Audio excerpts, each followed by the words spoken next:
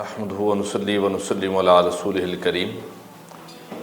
اما بعد فاعوذ بالله من الشیطان الرجیم بسم اللہ الرحمن الرحیم ان اللہ مع الصابرین آمنت باللہ صدق اللہ العظیم وصدق رسولہ النبی الکریم الامین الرؤوف الرحیم۔ نہایت ہی محترم و معزز ناظرین اکرام، السلام علیکم۔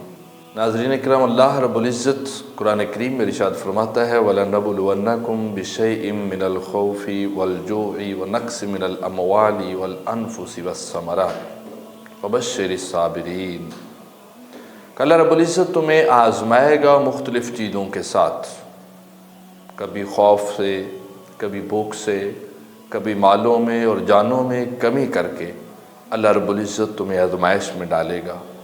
اور جو صبر کرنے والا ہے اس کو اللہ فرما رہا ہے کہ خوشخبری سنا دیجیے۔ سو مسلمان پر، مومن پر مشکلات کا آنا یہ اللہ رب العزت کی طرف سے آزمائش ہے، اور یہ کن پر آتی ہیں؟ تاجدار کائنات صلی اللہ علیہ وسلم سے جب یہ دریافت کیا گیا کہ سب سے زیادہ مشکلات کن لوگوں پر آتی ہیں، تو تاجدار کائنات نے فرمایا کہ گروہ انبیاء پر سب سے زیادہ مشکلات آتی ہیں، اور پھر اس کے بعد جو جتنا اللہ کے زیادہ قریب ہوتا ہے اتنا ہی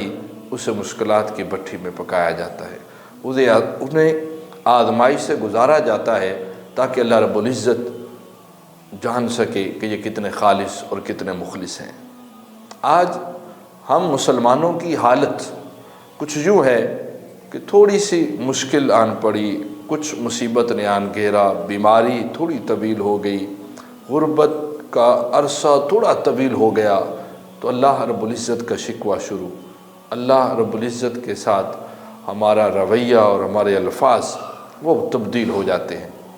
یہ الفاظ عموماً ہم سنتے ہیں کہ یہ ساری بیماریاں ہمارے لیے ہیں، ساری مشکلیں ہمارے لیے ہیں، ساری مصیبتیں ہمارے لیے ہیں۔ آئیے یہ شکوہ کیا بجا ہے؟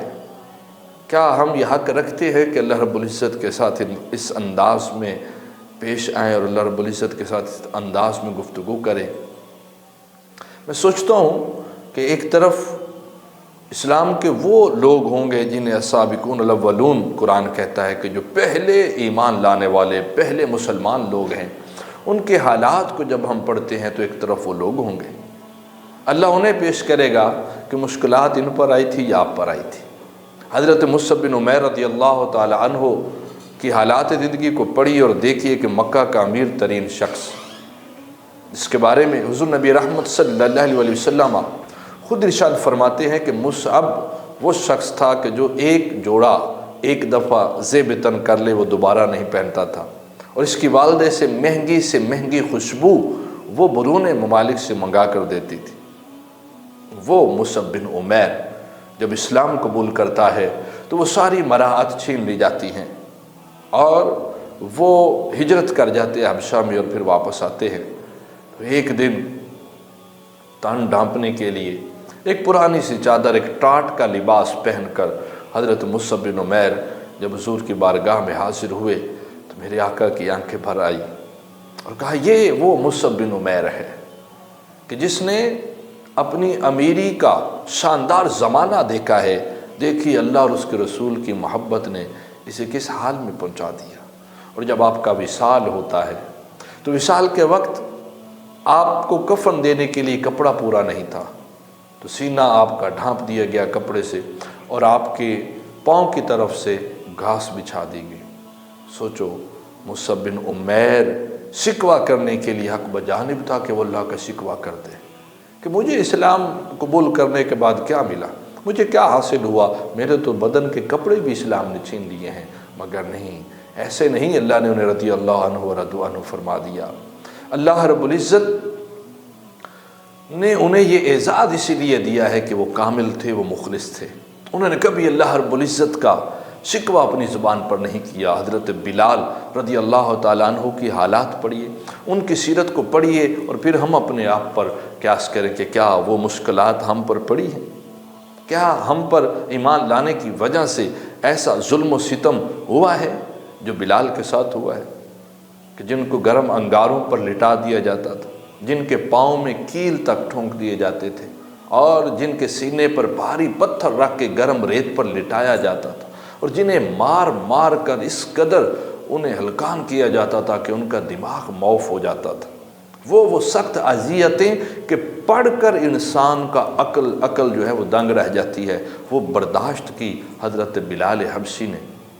اگر ایک بار بھی نہیں کہا باری تعالیٰ یہ اسلام قبول کرنے کا کیا صلہ مجھے مل رہا ہے، یہ میرے ساتھ کیا سلوک کیا جا رہا ہے، کیا عذاب توڑے جا رہے ہیں۔ سوچو، ایک طرف بلال کو اللہ کھڑا کریں گے اور فرمائیں کہ ایک یہ مسلمان ہے اور ایک تم مسلمان ہو، کہ ہلکی سی مصیبت اور ہلکی سی پریشانی پر تم لوگ جو ہے وہ آویلا مچا دیتے ہو اور صبر کا دامن ہاتھ سے چھوڑ دیتے ہو اور میری آزمائش میں پورا اترنے میں ناکام ہو جاتے ہو۔ سوچو، ایک طرف آل یاسر ہوں گے، حضرت یاسر رضی اللہ تعالیٰ عنہ ہوں گے، اور حضرت ان کی بیوی حضرت سمیہ رضی اللہ تعالیٰ عنہ ہوں گے، ان کے بیٹے حضرت عمار بن یاسر ہوں گے، کہ عمار بن یاسر کو باندھ کر ان کے سامنے اس کے باپ کو بے دردی سے قتل کیا گیا۔ اس بے دردی کے ساتھ کی روایات میں ہے کہ اونٹ کی ایک ٹانگ ایک اونٹ کے ساتھ اور دوسری ٹانگ دوسرے اونٹ کے ساتھ باندھ کر